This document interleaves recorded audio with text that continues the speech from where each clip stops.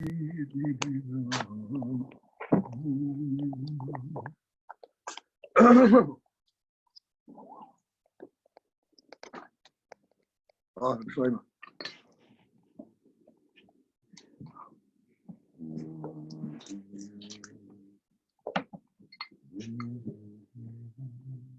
Gemara says, "Ein bez hamedrash ben doy chidush." There's no way you sit down and learn what you learned yesterday, that there's not going to be something new surfacing.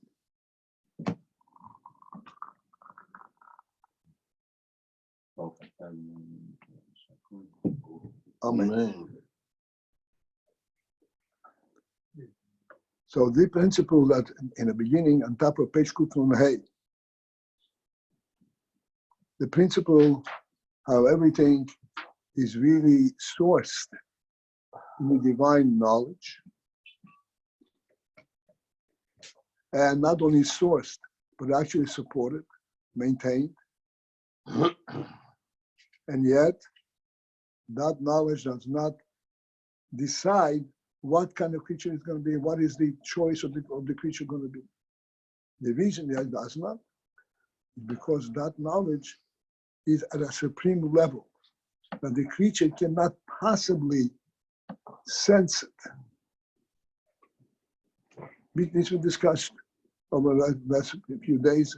There's now no end to this, but just kind of a review, mentioning it here.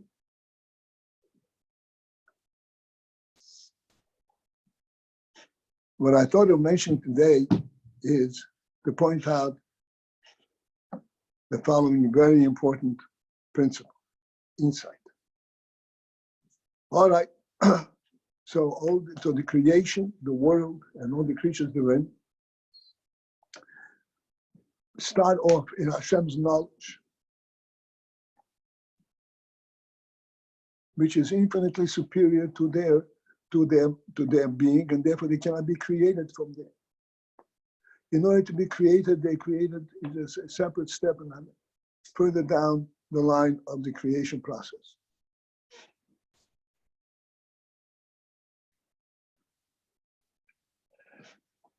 Does that mean that the fact that they were known earlier in the Creator is insignificant in what has been created?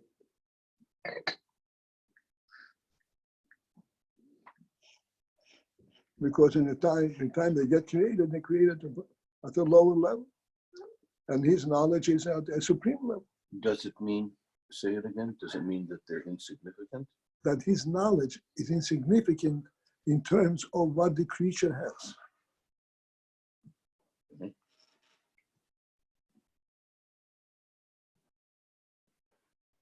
Because it doesn't decide. Excuse me? Because it doesn't decide how it should choose. That's right. I'm asking. He's saying that this idea does not affect his choice. It's in a higher level. This is on a divine level, he is on a worldly level, to put it simply. This is why the creature is not really permeated, is not affected by this knowledge. So my question is there anything that the creature benefits from the fact that it was known at that level?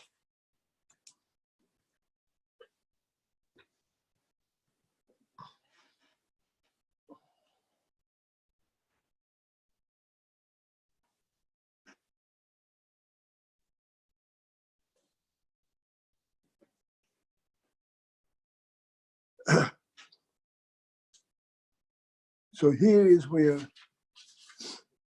we come, so to speak, to a moment of decision.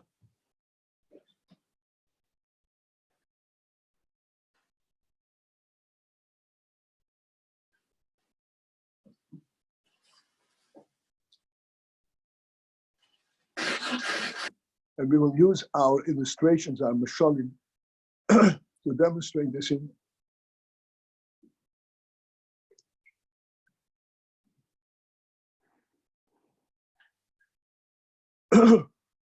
One of the simplest, very close down to our comprehension, Mashorim that we use, is the poor person receiving help, tzedakah from the wealthy.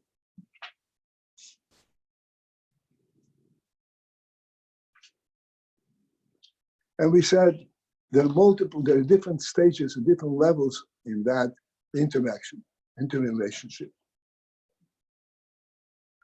The lowest of which is the wealthy senses the hunger and the suffering of the pauper, and he responds to his suffering.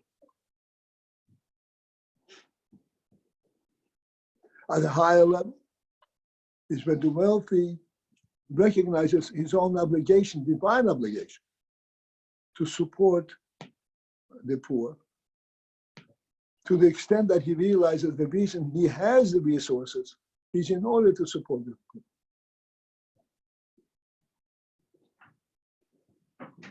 And we all realize that this is a completely different relation, different level.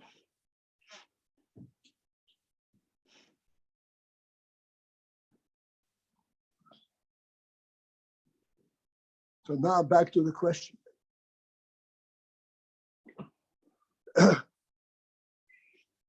What do these higher levels of cognizance contribute to the creation itself?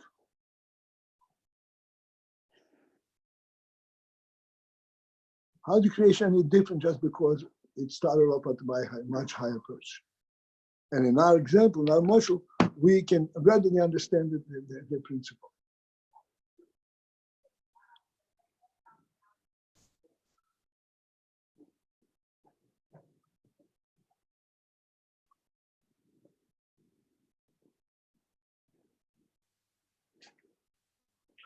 The Gemara says that when a person gives tzedakah,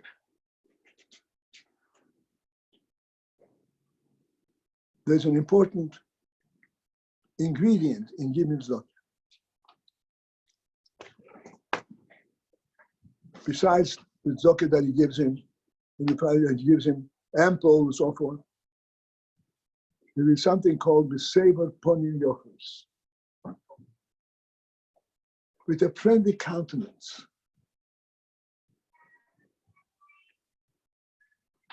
When the poor receives his dollar,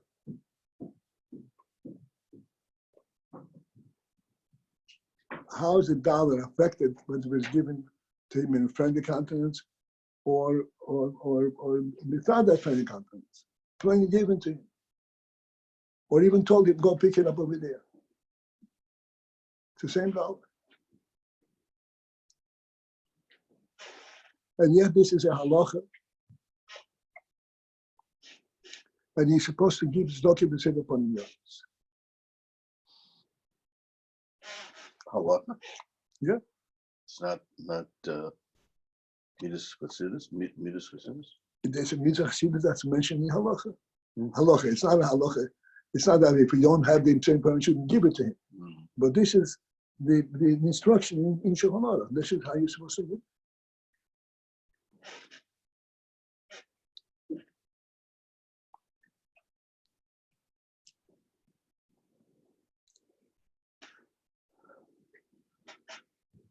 Since this is a halacha, since you asked me, the emphasize this is a halacha. Since this is a halacha, and it's not merely midas chassidus, it must be that this ingredient is part and parcel of the mitzvah of giving tzedakah. It's included in the act of giving.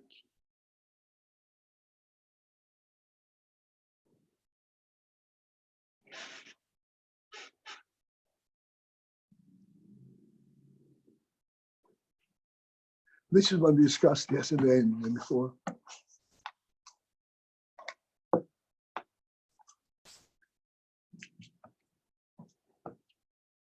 We also pointed out why it's called tzedakah.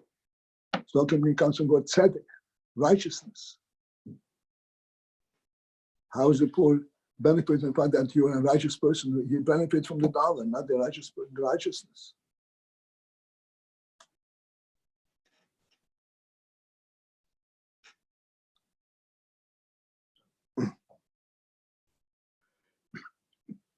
So coming straight to the point, we can elaborate on these steps, but go straight to the point. It is important to understand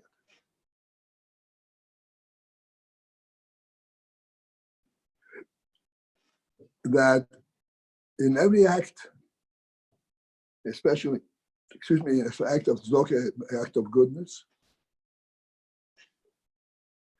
there is a divine spirit that comes along with the act.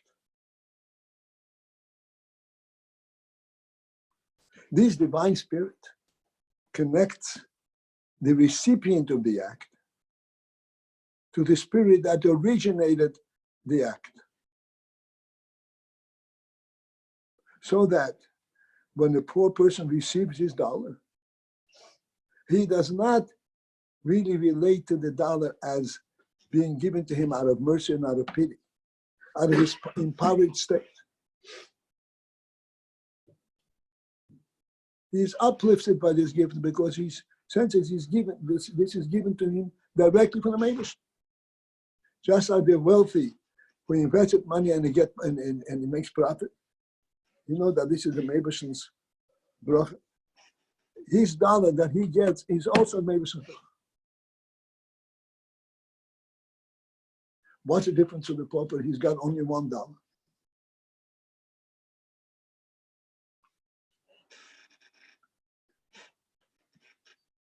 And of course, the answer is quite obvious.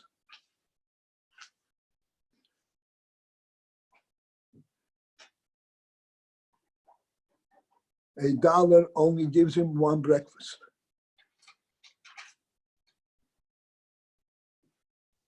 Whereas the spirit that Rashab was given carries him throughout his lifetime.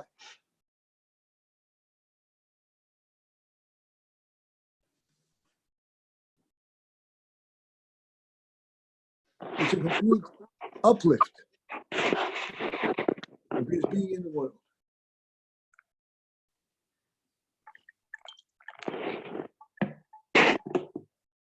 Each one of us can project how that translates in a person's life. And because it's so broad, I don't want to go there because it will take up all of our time, which is very limited. But to understand that what is actually transpiring in our action, our activity, is every one of our actions is actually reflective of Hashem's presence in the world.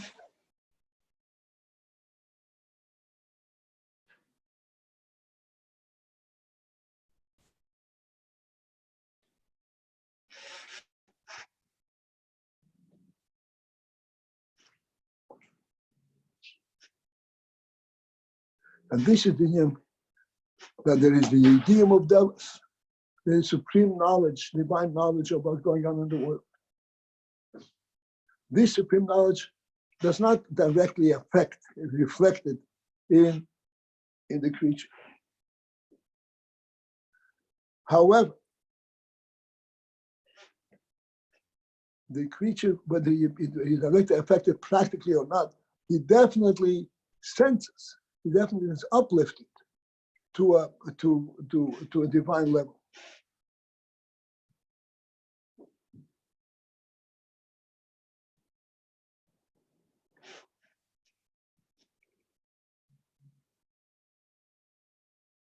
As a result of that, to put it very simply, it makes every sense, whether he is wealthy or poor, to pick up a piece of bread and make a bracha. In a bracha, he makes with full enthusiasm. Baruch atah Hashem. Why maybe Hashem? I labored for this piece of bread.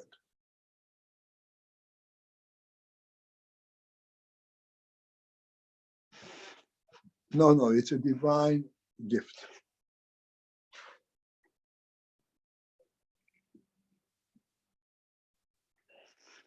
This ultimately is the result of the divine knowledge of everything that's going on in the world. Very briefly, but that's a very important principle. Something that we ought to and we do experience on a daily basis, on a constant basis.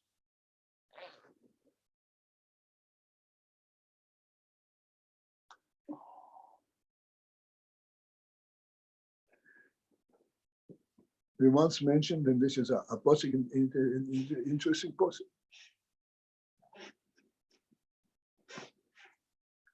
The posik in Tehillim describing the cycle of the daily cycle. Then finally night comes, and the beasts go out looking for their prey.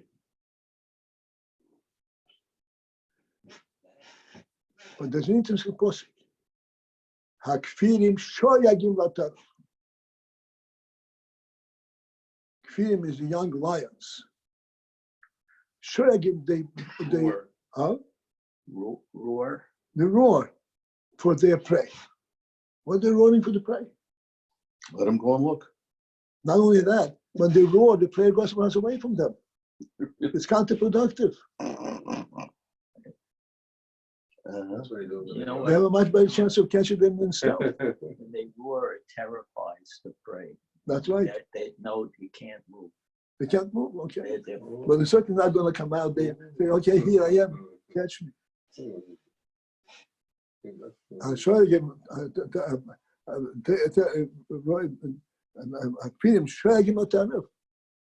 The real Indian of Shoyagim Latarif is they're screaming to the neighbors, where is my prey? A chutzpah. What? A chutzpah. Where is my prey? Because he knows that the prey is there for him.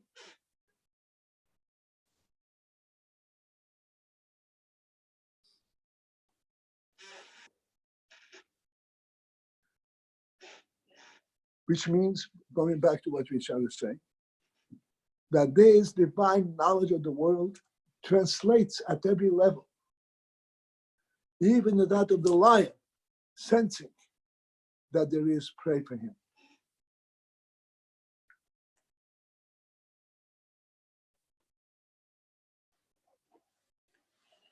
Okay. If the lion senses this, Seems like the roar is like a prayer. the roar, right, the roar is not, the roar is like a prayer. It's not a prayer. It's saying, okay, I'm here. So where are you? I'm ready for it. I'm waiting for the waiter. That's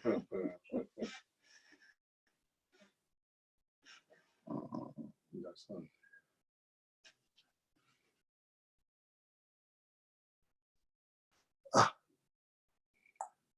So this idea of Bechira is very important. That's Akfirim Sha'agam La Turif Ilwakash Makail Ochlam, no?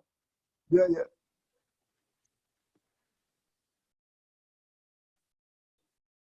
This idea of Bechira is not just the freedom of choice. It uplifts the entire being. That when it finally comes to Bechira, I know where it's coming from.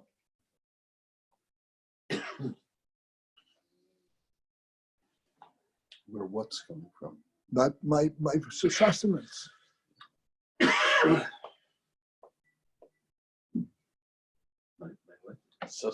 Sustenance. Now we'll start on the second line on page Kufnun Hay. We already started, and this one is really, we would like to understand what this is about. So far he spoke about Bechira, that the Mevishon's knowledge of the world does not preclude. On the contrary, it provides for the sense of choice.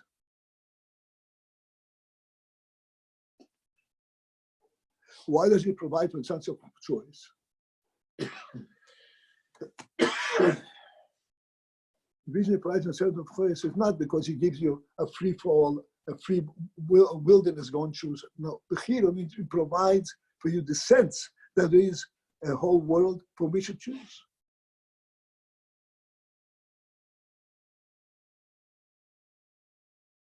There's a basis for when you're looking for it.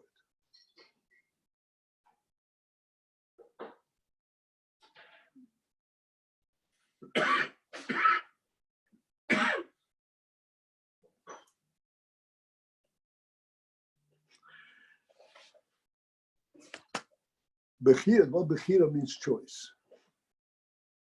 There's another term that is similar to it called Mitzia, finding.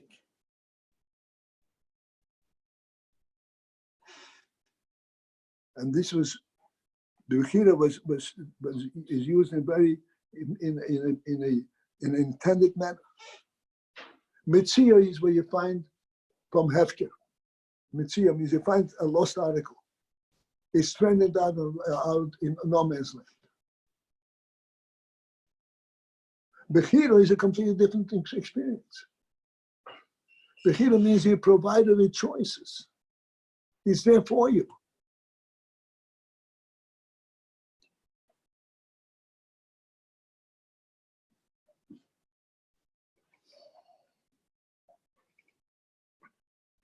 That which the Rebbe should provide, the environment in which we live is not a mitzvah. When you go out looking for a job, or for customers, depends what your business is. Are you looking for mitzvahs from no man's land? You're looking for that which is prepared, which is there for you.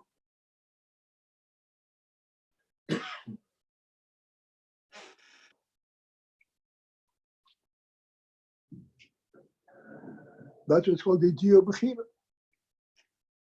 So it's Hashem's knowledge that provides for your finding it. And you have the option to choose among the things that you can find. That he lines up for you. Okay.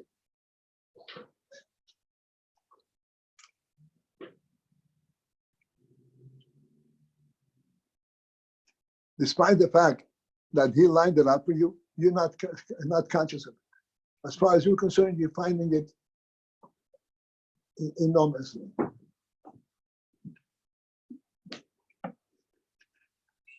Okay, second line, then the second line on page Kuflon.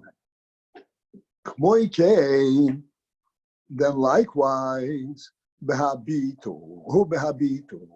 The same inyan is reflected on a much deeper level, what's called the beetle.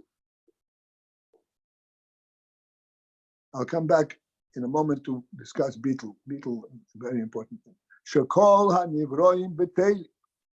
Not all the nivroim betelim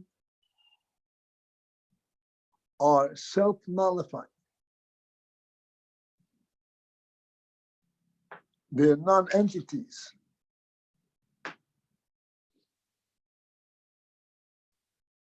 Mitzad, due to the principle, due to the effect of Bechinas Tzir Kema V'Ak, of the Bechina, of the aspect of Tzir Kema V'Ak, of the structure that's called Ak, Odom Kadma. Very brief, Odom Kadma means the very beginning, the conception of world.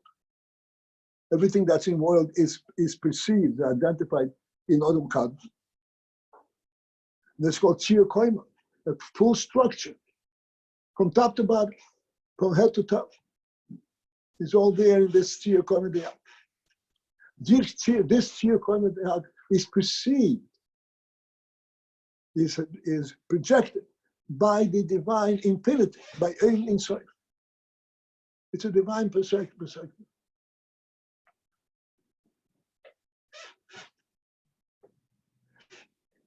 In this divine perception, there's it projected inyan from beetle. And this beetle is transmitted to the creation, but the creation does not sense.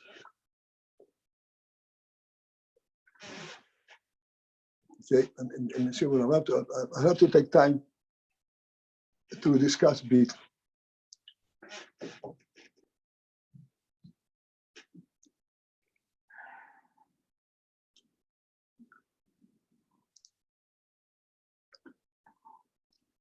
The word beetle is a very common term.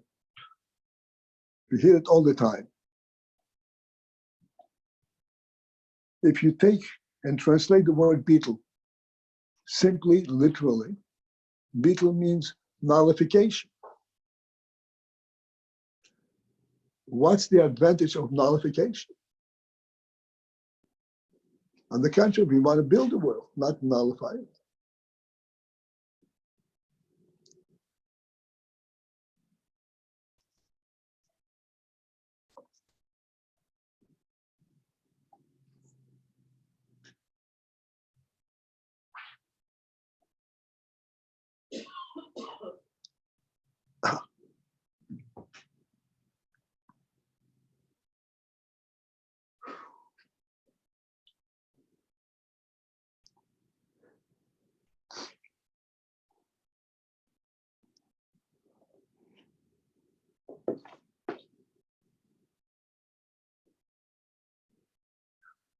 Again, we'll have to use some kind of a mashal. We'll get to the richness of beetle eventually.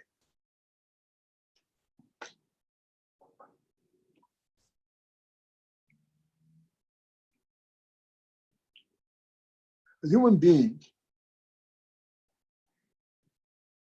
requires certain fundamental services in the world just to survive on a daily basis. To survive, and not only survive, but thrive.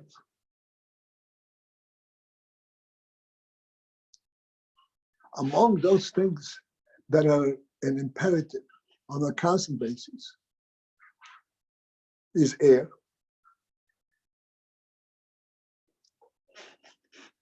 second to that is water.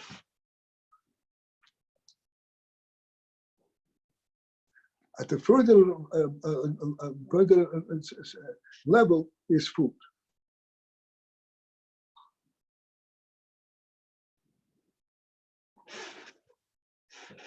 When it comes to food, we're all aware, oh, we got food. How do we get food? We got food somehow.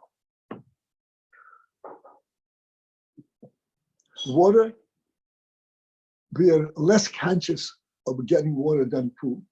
But nonetheless, water is also an acquisition. Yeah, we got to contain him to bring it in and so forth. Air, we're not even aware that we got it.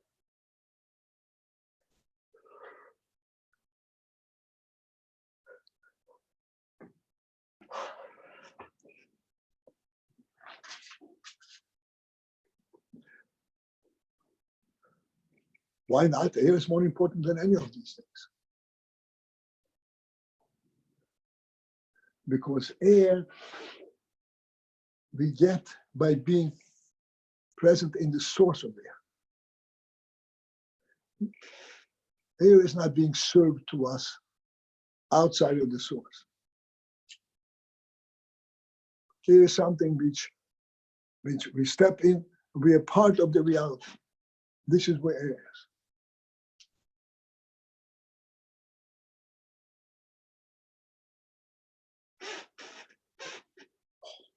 If someone decides that he wants to experience breathing the air, after all, it's such a wonderful thing, he'd be destroying his own life.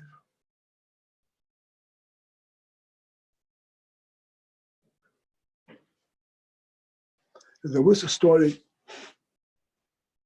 of Ibn Ezra. Everybody heard of Ibn Ezra? Mm-hmm.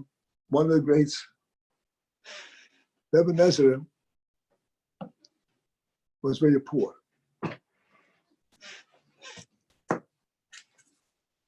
And he always maintained that he has a very bad muscle.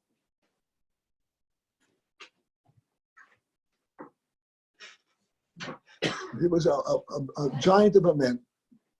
His 40 mile, I mean, really a phenomenal thing. Vagina man, a tzaddik, but he said, I have bad muscle. He had a father-in-law who was quite wealthy. And the father-in-law would help him out from time to time.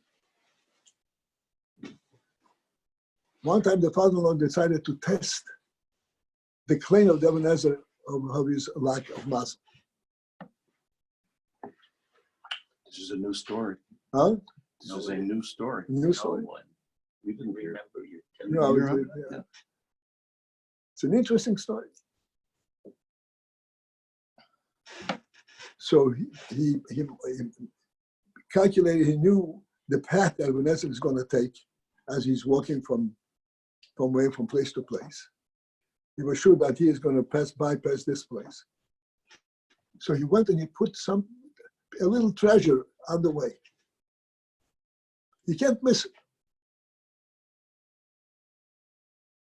The Ebenezer stepped out of his house and he's always thinking. He's always on a higher perch. So he was thinking to himself, what a wonderful thing that the Rebbe gave us the ability to see. Sight it has such a rich enrichment of our lives. What would it be like if I didn't have eyes to see? What would life be then? Started thinking, I have to test it out. So he walked out and closed his eyes to see what would be life without the ability to see. So he walked and walked and walked and bypassed this treasure that his father-in-law put down there. When that happened, his father-in-law said, you're right, your muzzle is just out of whack.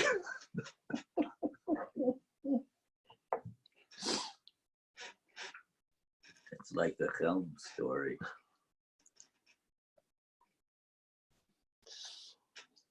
What is this? How did we come into this story? But how did we get to this story? If a person starts thinking about what every breath that he takes. Oh, okay. Thank you very much. That's right. Yeah. Right. On the ball, Lou.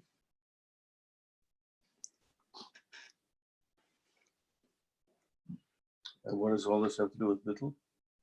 Oh, this is where Bittel comes in. Bittel is our ability, this is a provision, a divine provision for us to be connected and encompassed by the divine presence. We cannot possibly understand what divine presence is. We cannot relate to it by using our seichel and identifying where is the divine. If we try to do that, we're going to be going further away. You used two words, encompassed. What was the first one? Connected. Connected?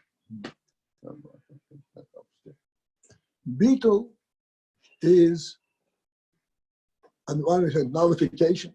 It's nullification of our worldly presence, its separateness. On the other hand, this nullification is the greatest contribution, divine contribution to us. This beetle is essentially a statement of self, of abandonment of oneself to the Maker.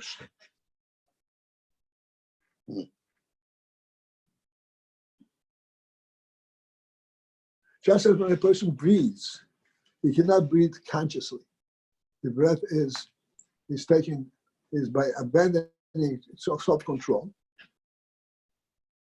There's an element of abandonment in a person's life, where he abandons his whole mitzvahs, his whole presence, and his whole success in the world to the neighbors.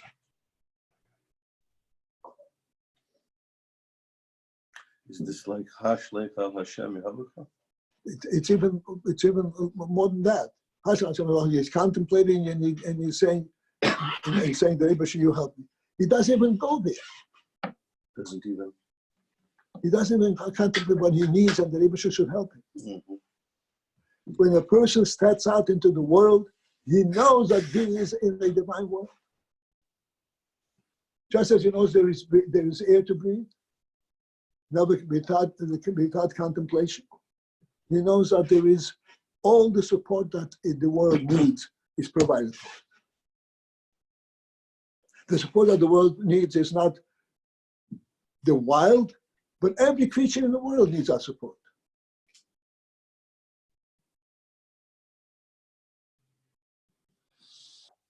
And there's enough in Hashem's grace and greatness to support and identify each creature in its own place. This is what enables us to live normally in this world.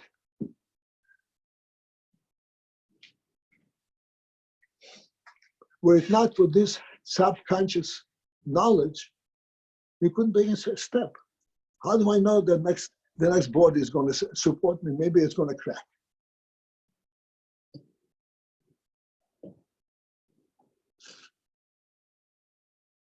This is called beetle. Abandonment of one's own person, but not beetle, not nullification, abandonment. I've given myself up to my wish.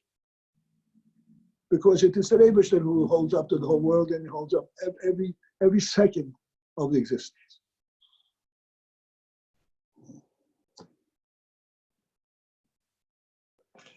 This beetle is due to the fact that in fact the entire creation is not, it's a whole entity. It's not an entity at all. It's Hashem's knowledge that gives it a presence. It's not really a reality as we perceive it.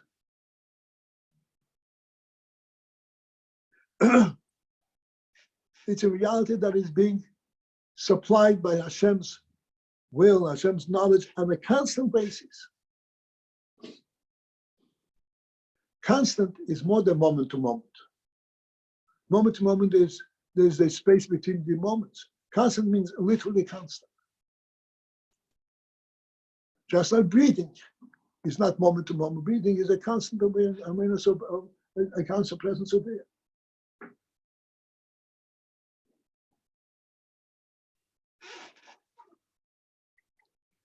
This is the principle of beetle.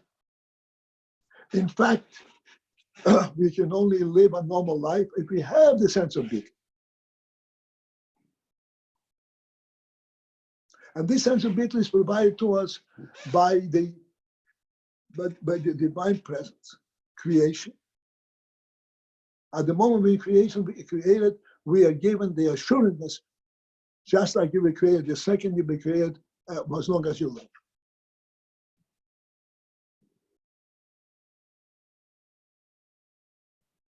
And yet, the minute you wake up, you start worrying, okay, where am I going to get my panos from?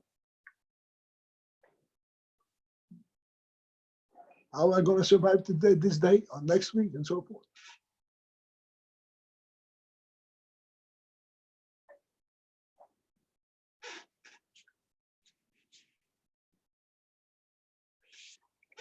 That self-doubt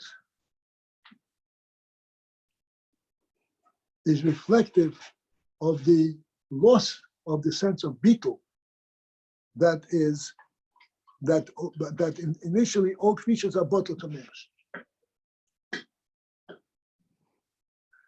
It's also a sense of beetle being able to think me as a separate entity within this infinity, how is it I'm going to support it?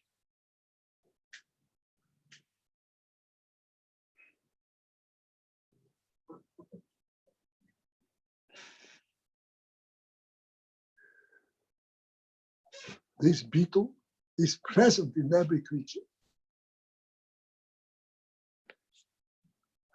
And the reason it's present in every creature is because every creature is conceptualized and identified within the divine knowledge.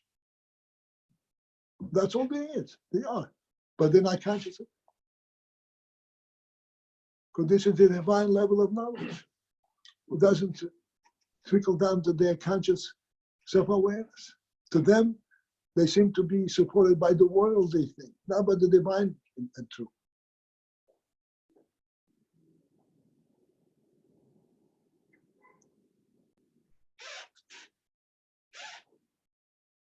This is why they can be oblivious to this beetle, to this constant, not a total divine embrace, and they can be completely oblivious to it.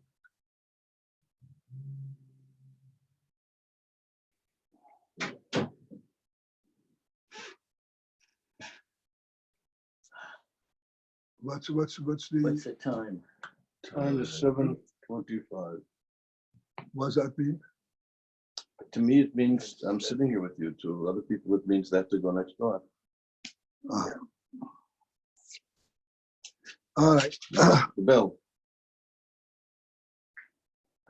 I would like to know, maybe we can get to it next time. What's the significance of the fact that it says that this bittul is mitzad? Oh, I was just going to Venus tell Tzir you. Take, I have a minute. Take a minute. The Tzir Koima Diak, Tzir Koima means the full structure of Odom Kadmon. Odom Kadmon is that moment of encompassment on the entire creation. And that moment is projected, is known from AYIN, from the divine perspective. And at that level, at that moment, all that is projected is totally bottled, is within the Tzir Koima Diak. It's contained within this divine reality.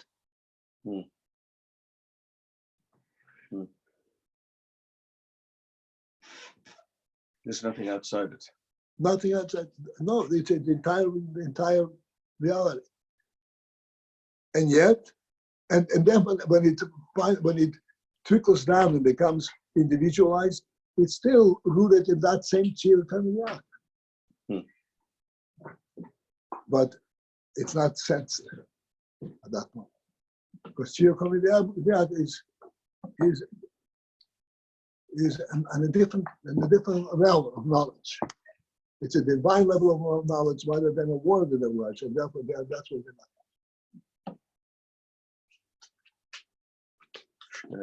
Paltiel. Maybe that it's you. Tzir means the form, the structure.